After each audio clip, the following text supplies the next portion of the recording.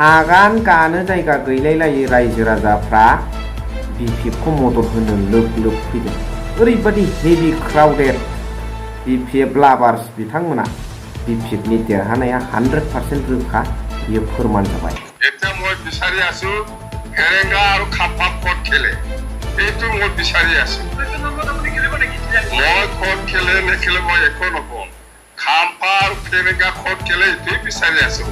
হাতিজা ইউপিপিএলে চৰকাৰী এপ্লাই আহক আহাৰ লগে লগে এইটো আৰম্ভ কৰিলে सिदा खाम्पा खाम्पा खाम्पा इन्ट्र' भिडिअखौ नोंथांमोनहा नुनानै बुजिनो मोनबाय।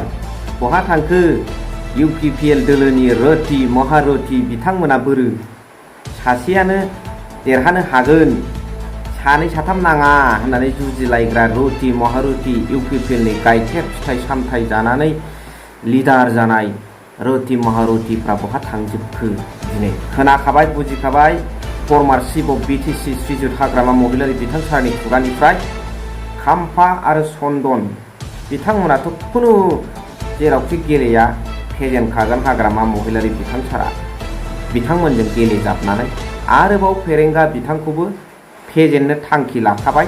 बिसोर साथामा खुनु देरहानो हाखाला आरो बिसोर साथामा खुनु एमसिएलए जाखाला देनखासिगोन आरो देबोरगाव समस्थियावहाय हाग्रामा महिलारी बिथां सारजों जुजिनो थाखाय फेरेंगा रन्जित बसुमतारी बिथाङा बिसिखौ केन्डिडेट महरै फसंनो होनगुलायदोंमोन। नाथाय स्वयं गावनो दासिमबो केन्डिडेटनि थाखाय थि जायाखै। बे खोथाया बास्तबथा आरो बेवहाय हाग्रामा महिलारी बिथां सारजों जुजिनायनि खोथाखौथ' बाद होबावदो। दिनैनि भिडिअनि गेजेरजों दामाखा मोनसे मोजां खोथा सावरायनो थांगासिनो दङ जे बिपिएफ दोलोखौ दिनै मानो रायजो राजाफ्रा हांख्रायफिनदों परिबर्तन सरकार थासेयावबो मानो हांख्रायदों ना बिथांमोना जेबो मावनो हायाखै नामा दिनै आगान गानो जायगा गैलायलायै ब्लेसिंस रेलियावहाय रायजो राजाफोरनि नुजाथिनाय। स' दिनैनि भिडिअआव बेखौनो मोजाङै नोंथांमोनजों सावरायगोन। Hello' everyone once again welcome back to the channel. दिनैनि गोदान भिडिअ नोंथां बयखौबो गोसो गोथारै बरायदों लोगोसे आसा खालामो इसोरनि अननायाव नोंथां बयबो मोजां दं। मोनफ्रोमबो ब्लेसिंस रेलियाव क'क्राझार जिल्लायानो जाथों मानो गसाइगावआनो जाथों मानो काजलगावआनो जाथों मानो आगान गानो जायगा गैलायलायै रायजो राजाफ्रा बिपिएफखौ मदद होनो लोब लोब फैदों आरो माखासे न'आव थाबोनाय दंबावोसो। ओरैबायदि हेभि क्राउडेड बिपिएफ लाभार्स बिथांमोना बेफोरबायदि सिनारिखौ नुनानै इउपिपिएल दोलोनि नेताफ्रा खि बाखुदावा हुसिया थानो हागोन दा बे रायजो राजाफोर खम एसेसो उसुखुथु जागोन बिथांमोना।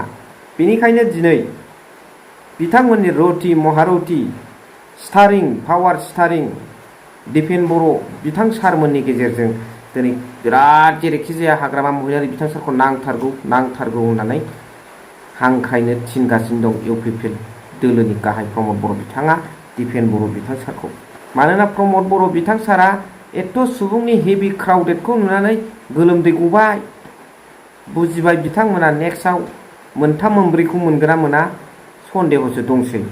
आरो जेराव खाम्पा चन्दनमोननि खोथाखौ लानानैबो जे बिथांमोना गाब्रबाय इउपिपिएल दोलोआ बेबो रोखाखासै।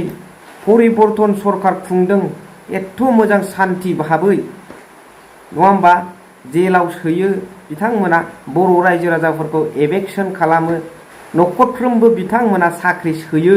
बेबादि एथ' मोजां आलो गोजोन सरकार परिबर्तन सरकारखौ नागारनानै दिनै रायजो राजाफ्रा मानो फैदों बिथांमोननि थगायनायखौ रावबो मिन्थियै गैला।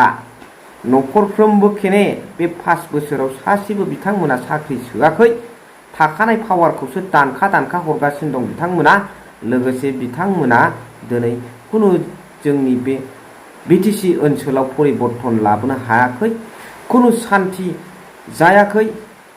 एनडिबिनिफ्राय बिथां रन्जन दैमारी सारा दासिमबो जेलावनो दङ सान्थि सक्तिनि सागानगिरि हिसाबै। दिनै बेखायनो रायजो राजाफ्रा बिकल्प नागिरदों लामा नागिरदों सोरनि सासना साबसिनमोन हाग्रामा महिलारी बिथां सारनि सासना ना प्रमद बर' बिथांनि सासना सोरनि रायजो खुंनाया खुगायावल' मावनायाव गैया बेखौ रायजो राजाफ्रा दिनै बिजिरदों आरो दिनै बिथांमोन रायजो राजाया मोनदांदों हाग्रामा महिलारि बिथां सारनि मावनायखौ बिथांमोना गोसोखांदों। बेनिखायनो दिनै BPF दोलोखौ हमथानो हानाय खुनु गोहो गैया। BPF दोलोआव रायजो राजाफोरनि दोहौ आरो बाना शिक्षा दीक्षा अर्थनैतिक बेबस्था सेल्फ डेभेलपमेन्ट समाजनि डेभेलपमेन्ट गासिबो अल राउन्ड उन्नयननि खोथाखौ BPF दोलोआसो सावरायनो हायो आरो BPF दोलोनि हाग्रामा महिलारि बिथां सारनि BPF दोलोनि गेजेरजोंसो बे बुस्थुआ बास्तबतायाव महर मोनगोन जाफुंसारगोन। UPPL दोलोनि बिटिआर एग्रिमेन्टनि दफाफ्रा मोनसेबो जायै थगायनाय बादि रायजो राजाफ्रा मालाबाबो बेबादि मोनसे थगायनाय UPPL दोलोनि प्रमद बर' बिथांनि बेबादिखौनो मोनफेराखैमोन। नाथाय प्रमद बर' बिथांनि आमोलावहाय मोनबाय। बेखायनो दिनै रायजो राजाफ्रा BPFखौनो गनायफिनदों BPFखौनो नागिरफिनदों आरो BPFनि देरहानाया 100% रोखा बियो फोरमान जाबाय।